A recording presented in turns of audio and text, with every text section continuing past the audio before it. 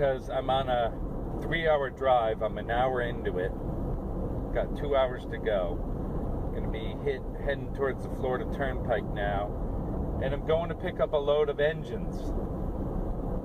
And I thought I'd just try and make a little movie with my Android phone. And supposedly I'm getting 29 engines to help bring more parts and parts engines to you, the patrons of Oldoutboard.com.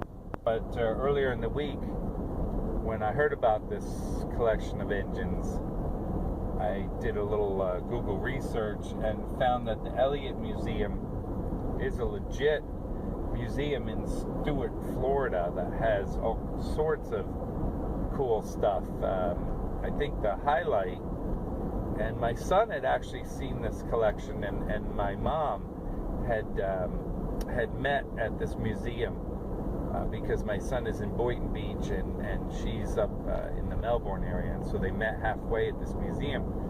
And one of the highlights is a old car collection, antique car collection, that is on sort of a delivery belt. So when you want to see a car, you punch in the request and it's delivered to you to look at. So that's what they said. They said it was really cool. I've never seen it, so I want to go to the museum someday, but not today. Anyway, this Elliott Museum is dedicated to a man, an inventor named Elliott, who his son thought, he's got all this great stuff. I'm gonna create a museum in his honor. And so that's what he did. And then I guess it got good enough to be an attraction here in Florida. So I believe this museum, which has lots of other items, supposedly one of the best baseball card collections to see in a museum. So this museum merged with a maritime museum. I'm not sure, but I'd like to ask more details about it. And then they have a collection of wooden boats and vintage boats, and I'd like to see that too, but not today. Well, I believe these engines, of which there was many more, but they were sold to outboard collectors in the chapter. I believe these engines came from the Maritime Museum, so it's probably not something the Elliott Museum is interested in, and that's why I got a shot at buying them for Oldoutboard.com.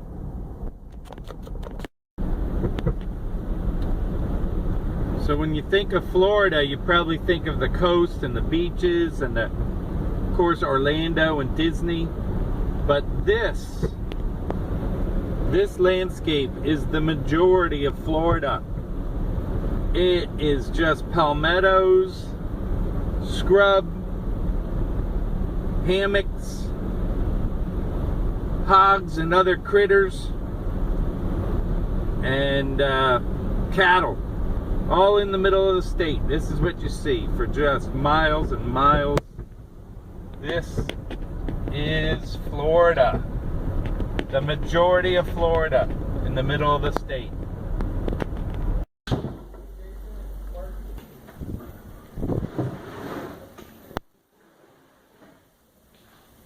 The guy called me this morning. He says, you can't be, selling those motors like that. And I said, well, you got to work, you can't stay home.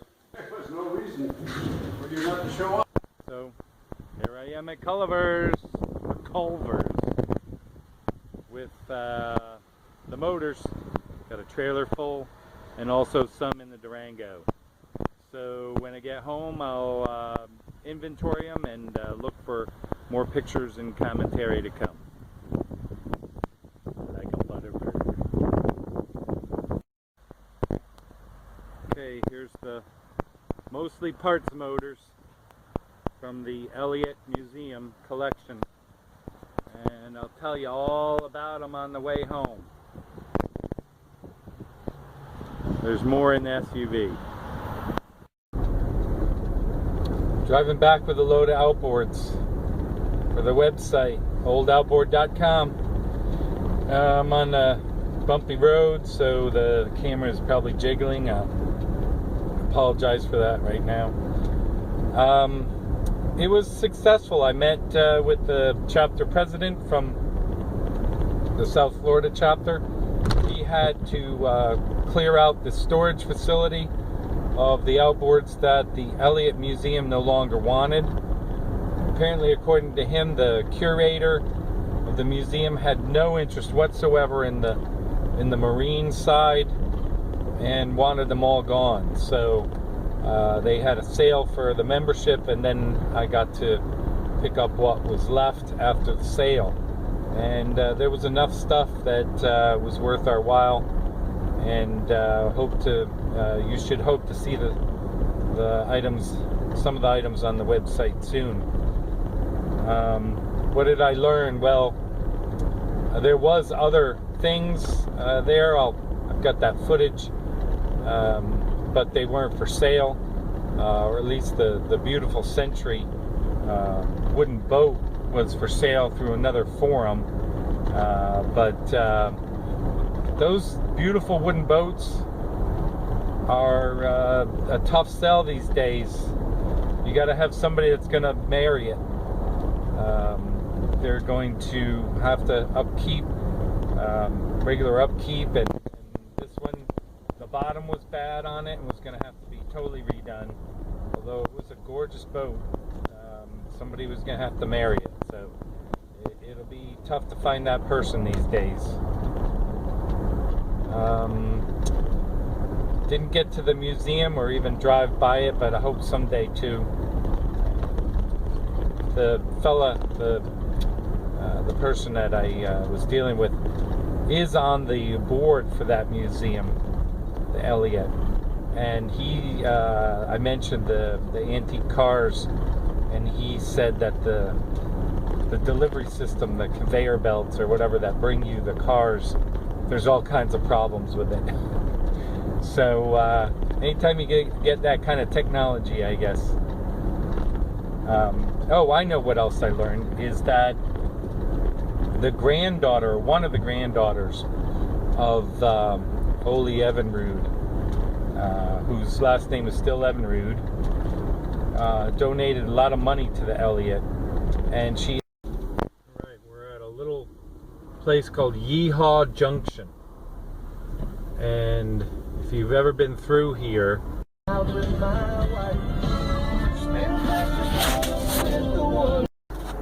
All right, so I got home a couple hours ago, maybe hour and a half ago, with the load, and I immediately went and I built these racks.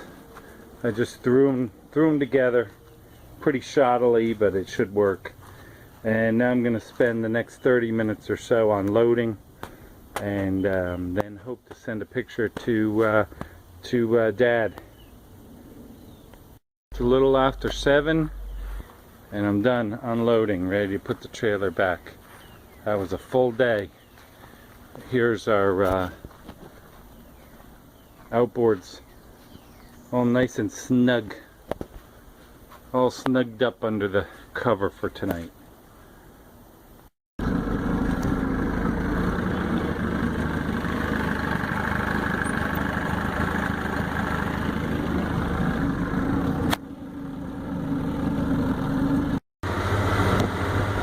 Alright, so we're running the 35 Johnson, and it seems to be running pretty well, but I'm going to hit it full speed in a minute. We'll see if it falters. But it's a beautiful day, and we're in the Feathercraft, and what more could you want in life, right?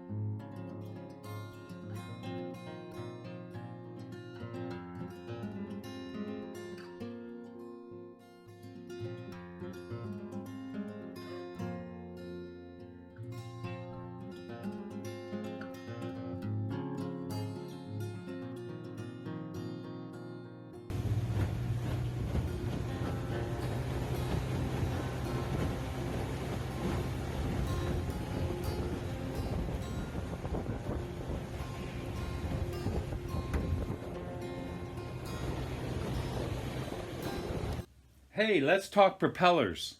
Namely this one that I took off of a Flambeau. What you've got here is a race propeller. It just has a simple hole through a hub. You've got a brass steel mechanism that's fused together but will let go if it hits something. You've got a rubber hub that will also, the rubber will become detached and let go if you hit something. And then you've got this kind, which I ran into with the Flambeau. And it has a clutch mechanism, right? This is our subject Flambeau right here. It is a piece of junk. And it has saw salt for years. And the only reason why I kept it is because I thought the one piece that you could use off it was the propeller. And sure enough, we found somebody that needed the propeller or wanted it, so I needed to take it off. However, because it was fused on through years of salt and rust, I could not get it off without destroying it. And it was more of an activity where I just wanted to see what the mechanism looked like inside of it than anything else. So obviously I had to destroy it to get off. But here is the inside. Now, these fiberboard clutch mechanisms here are what's designed sort of like a motorcycle clutch to turn and be pressured by this spring together. And then if it was to hit something, they would hopefully spin without breaking the gear case. That's the whole plan, is to not hurt the gear case or the rest of the motor, and that this clutch mechanism would slip. And these are fiberboard. Mercury, I believe, has fiberboard and metal in these pieces, but this just on the Flambeau just seems to be fiberboard. And it also has this metal cup, which was screwed to the outside of the propeller right there, and I had to use a hacksaw to get that off too. So anytime your main tools are a hacksaw and a hammer and chisel, you know it's not going to end well. But this is what the inside of a Flambeau propeller looks like, and the Flambeau itself is sandwiched together with all these screws. So really there isn't much else worth, especially on this example. Flambeaus were made in the Midwest, I believe, through the 1950s, and Dad said they went defunct about the same time as Martin outboards. So anyway, that's how this propeller works.